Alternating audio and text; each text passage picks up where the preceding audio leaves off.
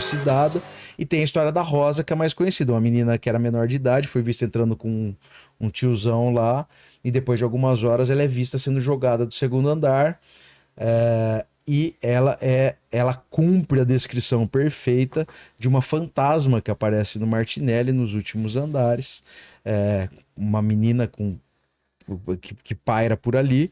E o Martinelli que também tem as histórias muito malucas, que são as histórias depois que ele como você falou, quando há uma reapropriação, não era desapropriação, a reapropriação da Prefeitura de São Paulo do edifício. Ele, acho que era o Setúbal, o prefeito, eles começam a limpar o Martinelli e tiram 9 andares de lixo, de né? lixo assim, de ossada humana, maré 98, tudo lá dentro, tudo lá dentro. E aí, a partir disso, começam muitas histórias. A casa que originou o crime do Poço é em Anhangabaú também? Não, né? Mas não é, como muita gente fala que é de onde é no terreno do Joelma, não é. Não, em cima da passarela Santo Antônio, do terminal. Não é? No final da Rua Santo Antônio. Fica por cima naquela, tem uma passarela em cima do terminal Bandeira, fica por ali. Que foi o crime que originou, que falam que foi um crime que veio antes do Joelma, né? Mas 44. 48, que ele mata 44, a família e joga 40. No poço, né? Mas o centro de São Paulo é muito legal por causa disso. E também é testemunha de situações legal, maravilhosas. Muito legal, é assombradíssimo, né? Assombradíssimo. Mas tem, só para fechar o centro, que eu acho que também é uma revelação muito bacana quando a gente faz esse passeio, que a gente sai do Anhangabaú, faz todo esse trajeto e termina no bairro da Liberdade, na Capela dos Aflitos, que é um lugar que eu tenho o maior carinho do mundo, faço parte da UNANCA, que é a União dos Amigos da Capela dos Aflitos, que é uma associação que briga para aquele lugar ser mantido, que toda hora tem algum tipo de ameaça para derrubar, que é uma capelinha. Estão nessa vibe saco, aí para derrubar? Não é de propósito, não é evidente, mas, cara, a vontade de muita gente era derrubar aquilo, entendeu? Que é a última memória, a última memória da liberdade negra e indígena. Tá bem no bequinho ali, no Beco dos Aflitos. Então, assim, toda hora acontece alguma coisa que compromete, tanto que no ano de 2018... Porque o bairro da Liberdade, para quem não sabe, é um bairro construído em cima de um cemitério. O primeiro cemitério é ali, né? O cemitério de São Paulo ali, né? É o bairro, 1775. Cemitério dos Aflitos. E a Capela dos Aflitos é o cemitério, é a capela desse cemitério. E lá, tô falando isso porque o bairro da Liberdade chamava Sudacé. E houve uma das passagens mais bonitas da cidade de São Paulo que ninguém sabe, ninguém nunca ouviu falar, ou pouquíssimas pessoas ouviram falar, que é a tentativa de enforcamento do Chaguinhas. Chaguinhas Francisco José das Chagas era um soldado, era um cabo negro lotado em Santos, no 1º Batalhão de Caçadores. Em 1821, um ano antes da independência do Brasil, fazia 5 anos que o exército... Tinha 2 exércitos, o exército português e o exército nativo, que era de brasileiros mesmo, eram negros, forros, indígenas e brasileiros, e o exército português de português e descendente de português. Fazia 5 anos que o Reino de Portugal não pagava o soldo dos soldados brasileiros. E aí ele, Cotidiba, Chaguinhas, Cotidiba e outros soldados, outros militares brasileiros se insurgem contra... Se rebelam contra os portugueses, tomam os fortes, atacam uma fragata portuguesa, sustentam essa revolta, que foi uma das revoltas nativistas no Brasil, por 10 dias. E aí são suprimidos e quem era da Baixada morria e eles decidiram trazer Cotidiba e Chaguinhas para serem enforcados no Largo da Forca. O Largo da Liberdade, tem o metrô ali, era uma forca.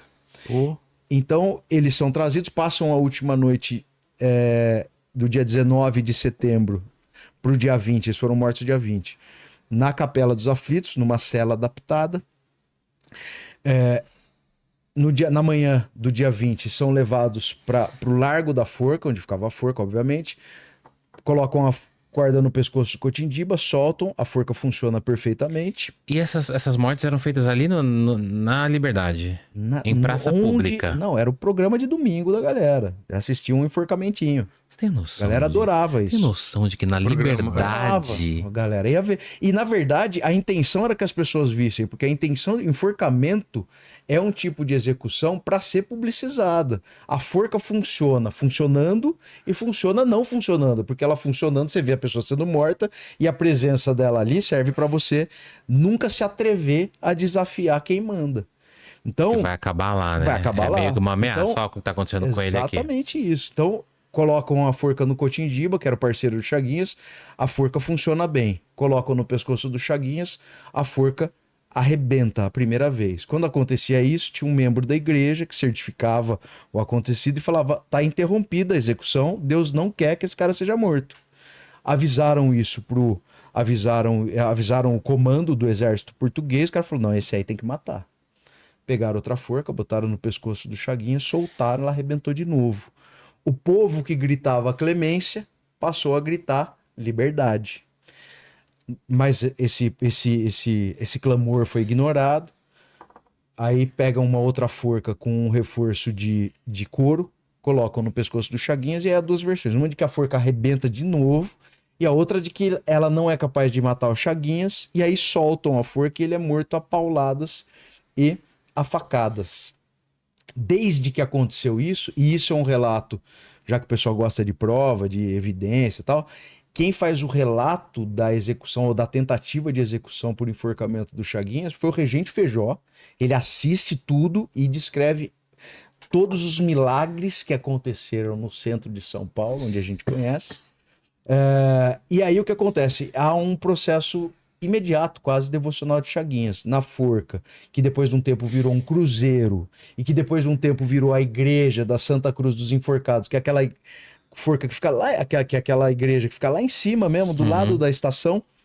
Ali há um processo devocional para Chaguinhas que dizem que é muito bonito, porque eram as mães pretas que mantiveram por 200 anos esse processo, que era de acender as velas para Chaguinhas, as velas para Chaguinhas que não se apagavam nem no vento, nem na chuva. Claro, isso pode ser uma metáfora, né? Quer dizer, você acende na intenção dele, ele vai. Ele virou um grande intercessor, para mim é um milagreiro de cemitério, porque ele foi sepultado no cemitério dos Aflitos, que não existe mais, em tese. Eu vou contar só a última passagem sobre isso, para não ficar incompleto o papo. A capela, onde é a capela. Então, por que eu falei que é um cemitério que ainda existe? Em 2018, um empresário foi fazer um shopping do lado da Capela dos Aflitos.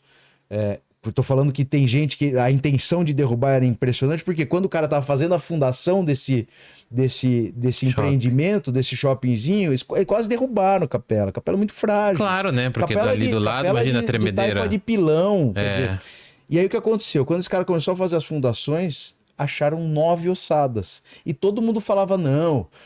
Porque o cemitério que sucedeu ao cemitério dos Aflitos foi o cemitério da Consolação.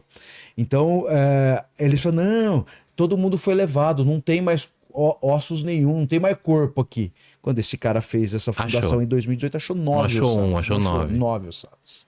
Então, é isso que a gente tem lá no centro. O centro é encantado. O centro não é amaldiçoado. É encantado. O centro é encantado. Essa é a palavra. Ó, o Ian Freire, ele falou aqui, ó, uma pergunta aos entrevistados. Padre Cícero Romão Batista seria o maior santo popular do Nordeste? Conhece o Padre Cícero? Conheço o Padre Cícero. Eu acho que ele é um possível. O Padre Cícero que tem idas e vindas. É o Padre Cícero.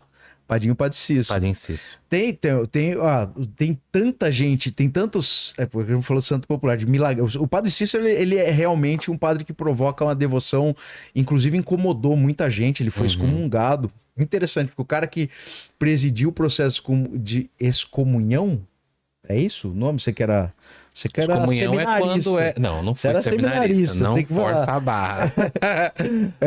Ele tá sepultado na cripta da Catedral de Campinas. Ele agora há uma nova, assim, um novo olhar para o Padre Cícero, mas ele também era um padre que tinha esses poderes, certos poderes milagrosos em vida também. Então eu não sei se ele é mais, não conheço tanto lá, mas eu sei que, por exemplo, em Mossoró tem o Jararaca, que era um Lampião era um cangaceiro. Ele era um cangaceiro. Então tem vários dessas entidades populares no Nordeste que são muito... Tem a menina sem nome que apareceu na praia, se eu não me engano, em Pernambuco, que também Que deixam tinha bonequinhas sinais de violência sepultura. sexual nela também. Ela foi sepultada, ninguém sabe quem é essa menina. Menina muito jovenzinha, também é uma milagreira muito conhecida no Nordeste. O Nordeste ainda é um lugar que eu não tenho dinheiro, né? Precisa ter precisa ter um dinheiro para ir. O Nordeste é incrível. E a espiritualidade do Nordeste é incrível. A espiritualidade do Brasil inteiro, né?